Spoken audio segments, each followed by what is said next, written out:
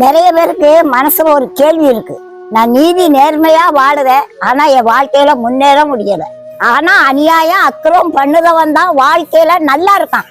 அவன் ஊரடிச்சு வலையில பண்றான், ஆனா காரு பங்களான்னு அவன் வசதியா தான் இருக்கான். ஆனா நம்ம வாழ்க்கையில யான் ஏறினா முளம் சறுக்குது. காலம் காலமா வாடகை வீட்டுலதான் குடியிருக்கோம். காலகாலமா அந்த ஓட்ட வண்டியை தான் நம்ம ஓட்டிக்கிட்டு இருக்கோம். இந்த கேள்வி எல்லாத்துக்குள்ளேயும் வருங்க. அது உண்மைதாங்க. அநியாயம் பண்ணுறவங்களுக்கு தான் கடவுள் ரொம்ப உதவி செய்தார். அது ஏன் அப்படி உதவி செய்தாருன்னு பாட்டி சொல்ல கேளுங்க. பாவம் பெருகுற இடத்துலதான் கிருபை பெருகுமா. பாவிகளை கடவுள் ரொம்ப நேசிக்காரு. நேசிக்கிறது மட்டும் இல்லைங்க, அவங்கள ஆசீர்வதிக்கவும் செய்தாங்க. ஏன் தெரியுமா கடவுள் அவங்கள ஆசீர்வதிக்காரு? நான் இவ்வளவு பாவியா இருந்தாலும் கடவுள் என் மேல கிருபியா இருக்காரு. கடவுள் என்ன அளவில்லாம ஆசீர்வதிக்காரு.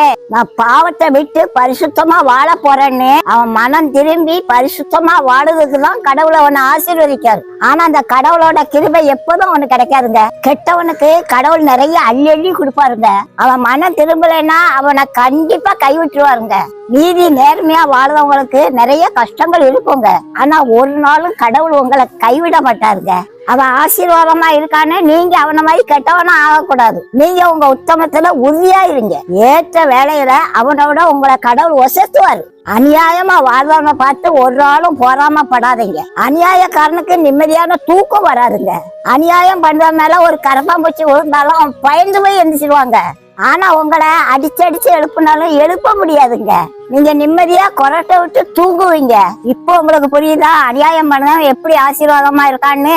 உலகத்தோட பார்வையில நீங்க ரொம்ப ஏழையா இருக்கலாங்க, ஆனா கடவுளோட பார்வையில நீங்க தாங்க பணக்காரன்.